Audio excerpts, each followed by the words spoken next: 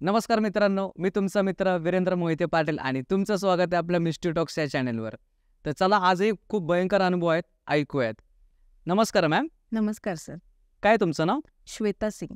बरं, राहता कुठे तुम्ही? वाकडमध्ये सर. बरं, लहानपणापासून इथेच राहता की कुठलं दुसरं गाव आहे तुमचं? मी आता सासरी राहते मी वाकडमध्ये. काळेवाडीमध्ये मी राहत होते अगोदर. माहेर आहे माझं काळेवाडी.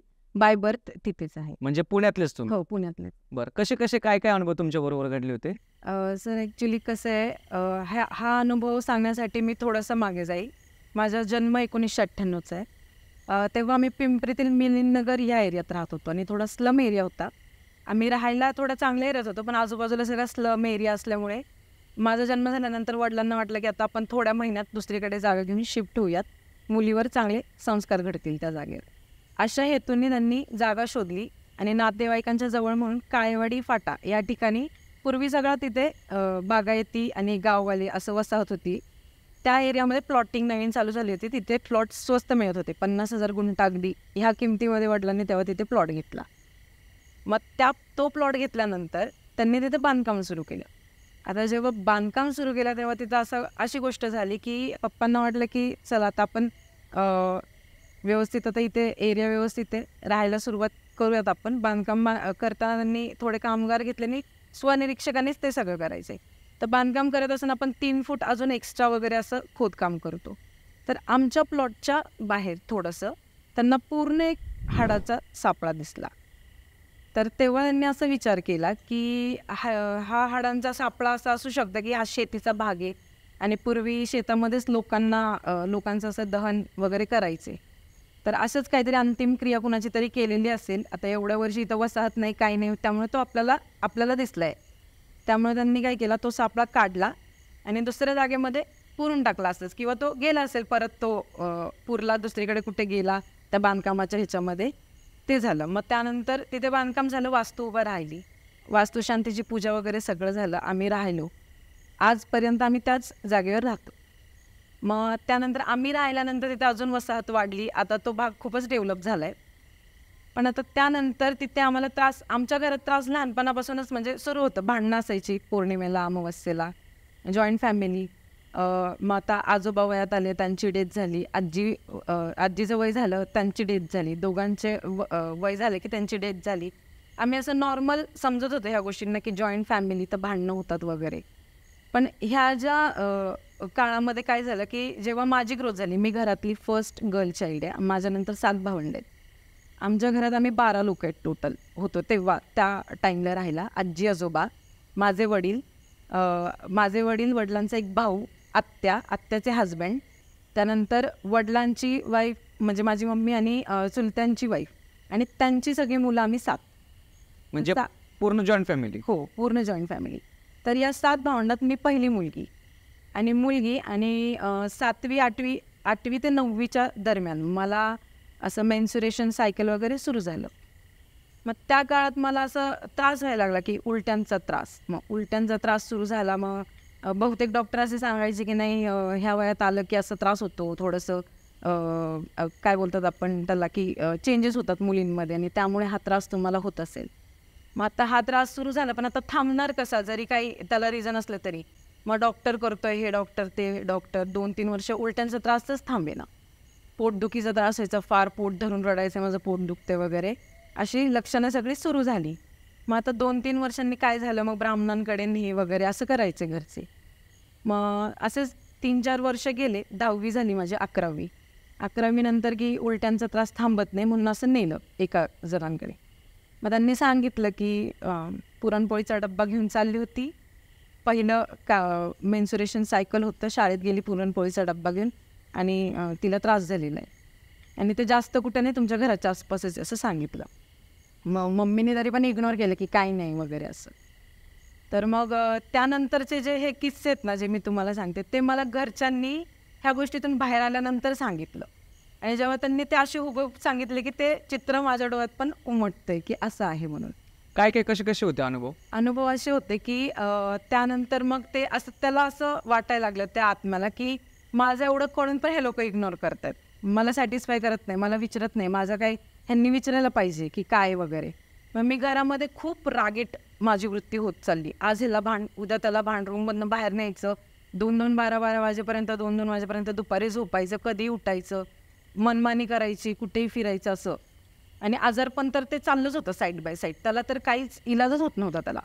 म्हणजे उलट्यांचाच त्रास फक्त. आत्ता जेवले, अर्ध्या तासाने जाऊन उलटी केली असं. म्हणजे जनरली हे सिम्पटम प्रेग्नंट बाईमध्ये होतं. हे बरोबर हे होतं. आणि नॉनव्हेज खूप मागायचे मी खायला. मी कोणताही वार असू दे, काही असू दे, पूजापाठ माझी एकदम अशी बंदच झाली होती. कोणत्या मंदिरात जायचंच नाही, आंघोळ करायची नाही, ह्या गोष्टी. आणि त्याच्या आधी तुम्ही नॉनव्हेज वगैरे खात होतात का? एवढं जास्त नव्हते खात मी. मोस्टली आमच्या घरामध्ये असायचं संडेला. पण आता असं व्हायचं की मला आज कोणताही वार असू दे, मला नॉनव्हेज खायचं असं. म्हणजे त्याचं प्रमाण वाढलं होतं? हां, प्रमाण वाढलं. सकाळी उठले की ऑमलेट, लगेच 1 तासाने परत अजून असं पूर्ण चालूच असायचं माझं. आणि आंघोळ म्हणजे करायचीच नाही 2-3 दिवस. असं नाही करायची मला आंघोळ. घरचे तर मला आंघोळ कर म्हणले तर मी एकदम चिडचिड करायचे. असं मंदिरात कुठलं जायचं नाही वगैरे. मग घरच्यांना वाटलं की जे आपण ऐकलं होतं खरं असणार आहे, आता आपण व्यवस्थित बघू. मग माझ्या चुलतीचेच भाऊ आहेत, ते सगळं हे बघतात. त्यांच्याकडे देवाची काठी वगैरे असं काहीतरी आहे आणि ते पूर्ण बघून त्यांना कळतं सगळं. त्यांना बोलवल्यावर आता हा एकदम पहिलं होतं की हे खरं आहे की खोटं आहे असं. तर त्यांनी ते चुलतीचं आमचं घर असं आहे की खाली 2 BHK, वर अजून एक 2 BHK, जिथं आमची फॅमिली राहते, मम्मी पप्पा आणि चुलते खाली राहतात. आजी आजोबा वारल्यानंतर आम्ही ते सेपरेट केलं. आणि अजून एक वरती फ्लोर आहे, तो गेस्टसाठी आहे. मग त्यांनी आम्हाला बोलले की खाली या मामांना भेटायला वगैरे, मामा आंघोळ करून येतील तर तू बस. आता हॉलमध्ये सगळे बसलेत. माझ्या भावंडांना सगळ्यांना माहिती की आता हिला काहीतरी त्रास होतोय म्हणून आपल्याला इथं बसवायचं असं. आणि भाऊ माझे सगळे बघतायत आणि मी म्हणते असं का बघतायत, असं काय बघतायत. तर ते नॉर्मल बोलण्यात मला व्यस्त करत होते आणि तिकडे पूजा चालू होती ते मला माहीत नाही. मामा बाथरूममधनं आले, आंघोळ करून पूजा करतात वाटतं. ते लोक जे असतात ज्यांच्याकडे पॉवर असतात त्यांनी पूजा सुरू केली तिकडे. आणि मी अशी बसलेले सोप्यावर, उठून डायरेक्ट झोपले आणि काचेचा टेबल स्वतःच्या अंगावर घ्यायला लागले. म्हणजे असं ओढून? हां, ओढून घ्यायला लागले. आणि माझं पोट करून ओरडायला लागले. मग तेव्हा माझी भावंडं सगळी घाबरली आणि त्यांनी ते इमिडिएट येऊन अंगारा फुकला, शांत झालं. असं झालं. मग कळालं की काहीतरी निगेटिव्ह आहे आता. मग आता पुढे बघायचं, अजून बघायचं. असं ते एवढं रुळलं होतं की ते एकदमात नव्हतं सांगत की काय आहे काय नाही. मग ते मामा राहिले चांगले 15 दिवस राहिले. तर 15 दिवस ते राहिले ना, तर तो त्रास 15 दिवस तसा होता. 7 वाजले संध्याकाळी, त्यांनी पूजा सुरू केली. मी घरातल्या कुठल्याही कोपऱ्यात असले की मला त्रास व्हायचा. मी झोपीत जरी असले ना, एकदा तर असं झालं होतं की माझे भावंड रूममध्ये बसले होते, छोटे होते ते. मी तेव्हा असेल 18-19 वर्षाची, ते माझ्यापेक्षा 10 वर्षांनी आणि एक 8 वर्षांनी असं लहान. ते आपल्या खेळत बसलेले, माझं त्यांच्या आवाजाकडे लक्ष नव्हतं. डीप स्लीपमध्ये होते मी एकदम. आणि डायरेक्ट झोपीत एकदम किरकास रडायला लागले. म्हणजे तो नॉर्मल माणसाचा आवाजच नाही असा. एकदम जोरात रडायला लागल्यानंतर ते दोघं लहान ते पळत गेले आणि दरवाजा खोलून, मम्मी बघ दिदी रडतीये. तर शेजारच्या पाजारच्या जवळपास 4 घरं सगळे गोळा झाले की असं किरकास एवढं कोण रडते, कोण वारले का घरात. म्हणजे एवढा मोठा आवाज होता? एवढा मोठा आवाज होता. आणि आत्ता जर तुम्ही बघितलं ना तर एवढा मोठा मी काढू नाही शकत. एवढा मोठा आवाज होता की ते एवढे लोक आवाजात येऊन की काय झालं, वारले का कोणी, असं त्यांना लिटरली असं वाटलं. एवढं रडत होते. आणि हे नेहमी 15 दिवसाचं हे रिपीट होत राहिलं. कधी बसली आहे, खेळता खेळता बसतंच असं अंगात आलं आणि मी हसतीये भावांना बघून, नाही का, एकदम विचित्र अशी हसतीये. मला ओळखलं नाही का, तुम्ही मला ओळखतच नाही असं म्हणायचे. मग ओरडायचे आणि खूप असं, म्हणजे त्यांना खूपच त्या गोष्टीचा त्रास झाला. घाबरायचे खूपच ते घरामध्ये. मग आता काय करायचं म्हणून परत ते मामा म्हटले की आता कसं आपलं रिलेशन आहे, म्हटले मी जर उद्या काय केलं आणि वेगळंच काय झालं तर तुम्हाला उद्या माझ्यावर नको डाऊटफुल वाटायला. त्यामुळे मी सांगितलं हा प्रॉब्लेम आहे, पण तुम्ही दुसऱ्यांकडून नीट करून घ्या म्हटले. कारण कसं मी शेवटी किती झालं तरी बाहेरचाच माणूस झालो. मेहुणा झाला तुमचा, पण बाहेरचंच झालो ना एक प्रकारे, चुलतीचे भाऊ म्हटल्यावर. मग ते म्हटले मी तुम्हाला सजेस्ट करू शकतो, पण असं हे चांगलं राहील की तुम्ही तुमच्या विश्वासातून कोणी केले तर. मग असंच पप्पा मम्मी फार टेन्शनमध्ये असायचे की आता नेमके हिला, की आता आमची मुलगी 2-3 वर्षांनी अजून लग्नाला येईल, ही राहील की नाही वगैरे असं. आता प्रॉब्लेम असा झाला त्यामध्ये की सुसाईड अटेम्प्ट आता एवढं वाढलं होतं की मी रोज एक नवीन सुसाईड अटेम्प्ट करायचे. म्हणजे असं एक्झॅक्टली काय करायचं तुम्ही? समजा बाथरूमला गेले, काहीच नाही झालं घरात, नॉर्मल आहे, नाश्ता करून बाथरूमला गेले, फिनेलची बॉटल पिले आणि बाहेर येऊन सांगितलं पण असं काहीतरी केलं मी. त्यानंतर मध्येच काय करणार, टॅबलेट्स घेणार, खाणार. त्यानंतर ऑल आउटचं जे दिसेल ना ज्यातनं सुसाईड होऊ शकतं ते साडी दिसली साडी लावली गळ्याला, असं असं काही सुसाईड अटेम्प्ट करायचे, एवढं म्हणजे ते इफेक्ट करत होते. म्हणजे एक प्रकारे असं की ते घेऊनच जाणार, आता ह्या स्टेजला ते आलं होतं. आता मम्मी पप्पांना होतं की आता दम नाही, आता आपण थांबू नाही शकत. मग शेवटी काय करायचं असं विचार केला त्यांनी. सगळ्या फॅमिलीला घेऊन गाडीत भरलं, आता आपण 8 दिवस देवदेव करायला जाऊ, तिथूनच मार्ग सापडेल असं. आणि आमची आहे ना अशी एक कमर्शियल बिल्डिंग आहे, त्याला आम्ही वॉचमॅन ठेवलेले. तर ते होते कर्नाटकची ती फॅमिली होती. आणि प्रचंड देवदेव करायचे, ते असे देवदेव करायचे की दिवस रात्र. ते लिंगायत असतात ना, हो ते लिंगायत स्वामी, हां त्या प्रकारचे. तर त्यांचे बरेच कॉन्टॅक्ट होते कर्नाटकमध्ये. आणि म्हणजे त्यांना प्रॉपर माहीत असतं, तुम्ही जर लिंगायत स्वामींकडे गेलात ना, त्यांना प्रॉपर सगळ्या गोष्टींचं माहीत असतं की ह्याला ही बाधा झाली आहे, ह्यांना हे प्रकार करायला नेलं पाहिजे असं. त्यांनी सांगितलं की तुम्ही तुमचे देवदेव करा, तुमची श्रद्धा जिथे तिथे करा, कुलदैवताला जा. कुलदैवत हा नेहमी कोणत्याही निगेटिव्ह शक्तीला हरवण्याचा एकमेव असा उपाय असतो की तो तिथून मार्ग सुटतो आपला, शक्ती भेटते तिकडून. हां तिकडून शक्ती भेटते. ते जागृत झाले की आपल्याला मार्ग दाखवतात एक प्रकारे. मग आम्ही कुलदैवताला जाण्याचं ठरवलं आणि त्यांनी सांगितलं की तिकडून दर्शन घेऊन तुम्ही नक्की गाणगापूरला जा. गाणगापूरला एक असे स्वामी आहेत म्हटले, त्यांना भेटा तुम्ही. बसवेश्वर महाराज म्हणून आहेत, फेमस आहेत फार. हो. मग त्यानंतर आम्ही निघालो. आता पप्पांनी तेव्हा पैशाची अशी सोय केली, एकदम अचानक झालं म्हटल्यावर. आणि 15 दिवस सर्वाईव्ह करायचे पूर्ण फॅमिलीला घेऊन. आणि कुठे जर कोणी खर्च सांगितलं तर तोही करायचा आहे, कारण आता मुलीचं असं आहे की आता तिचा जीव पण जाऊ शकतो असं आहे म्हटल्यावर. मग त्यांनी घेतलं सोबत सगळ्यांना, पूर्ण फॅमिली घेतली. फॅमिली आम्ही सगळे दर्शनाला सुरुवात केली, जसं आम्ही गावाचं दर्शन करतो दरवर्षी तसं सुरुवात केली सगळी. आम्ही सोलापूरचे आहेत. सोलापूरमध्ये आम्हाला बाळाचा खंडोबा आहे, गावातले देव बरेच पीर आहेत. ते सगळं केल्यानंतर मग आम्ही तुळजापूरच्या आईला जातो, ते आमचं कुलदैवत आहे, महाराष्ट्राचंच आपल्या सगळ्या कुलदैवत आहे, आराध्य दैवत. हां तिथे जातो. तिथून झालं की पंढरपूरला जातो. आणि हे सगळं झाल्यानंतर आम्ही निघालो गाणगापूरला. गाणगापूरला निघालो, गेलो, दर्शन घेतलं.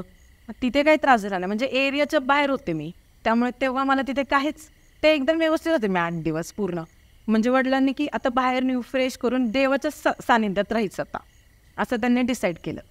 आणि वडिलांचं म्हणजे फार जीव, आणि त्यांचं फॅमिली पूर्ण अशी झाली होती ना की नाही आता डिस्टर्बच झालं आपण, आता आपल्याला घरच विकून टाकू असं झालं होतं त्यांना. आपल्याला खूप निगेटिव्ह अनुभव येतोय, आपण कुणाचं काही वाईट केलं नाही, आपल्या घरात असं होतं. एकदम इमोशनल झाले होते. त्यांनी सगळ्यांनी मिळून ठरवलं की चला आता आपण घरापासून लांब जायचं. आता असंच आम्ही फिरत फिरत गाणगापूरला गेलो. तिथेही मी बघितलं की एवढे लोक तिथे, म्हणजे बरेच प्रॉब्लेमवाले लोक येतात, की कोणी म्हणजे चमत्कारी प्रकार तिथं तर खूप आहेत, उलटे लटकतात, जे की आपल्या नॉर्मल माणसाला शक्य नाही आहे. आपण जर असं पुलअप्स करायला गेलो ना सर, तर आपण 9 ते 10 पुलअप्स मॅक्स करतो, पण तिथे 1-1 तास लिटरली लोक लटकतात, झाडावर चढतात. हो झाडावर चढतात, जे की पॉसिबल नाही आहे नॉर्मल ह्युमन बिंगला. तिथे नगाडे वाजले की ते सगळं मी पाहिलं डोळ्यांनी की असं आहे, निगेटिव्ह एनर्जीज आहेत म्हणून. आणि दरम्यान मला त्या प्रवासात कळालं की माझ्यासोबत असं काहीतरी होतंय, कारण तेव्हा मला कोणी सांगितलं नव्हतं घरामध्ये की तुझ्यासोबत असं होतंय. मला सांगितलेलं की तू आजारी आहे बाळा, तर तू आजारी अनकॉन्शियस होती. त्या दरम्यानच्या काळात आजारपणात मला फिट्सचं प्रमाण वाढलेलं. मग फिट्स अशी आली होती की मी 3 दिवस कोमात होते. आणि 3 दिवसांनी माझ्या चुलत्यांनी उतारा केला हॉस्पिटलमध्येच आणि टाकून आले बाहेर. तेव्हा मी त्या ह्याच्यातून पूर्ण ते मी जे बेहोशमध्ये होते ना त्या व्यवस्थित झाले, मी कोमात बाहेर आले. त्याच्या आधी कधी आलता का तुम्हाला फिट वगैरे कंटिन्यू? नाही, कधीच नाही, लहानपणापासून कधीच नाही. पण जेव्हा तो त्रास आजारपण वाढला ना, उलट्यांचा त्रास, आणि ते मामा येऊन गेले, त्यानंतर मला तो फिट्सचा त्रास झाला.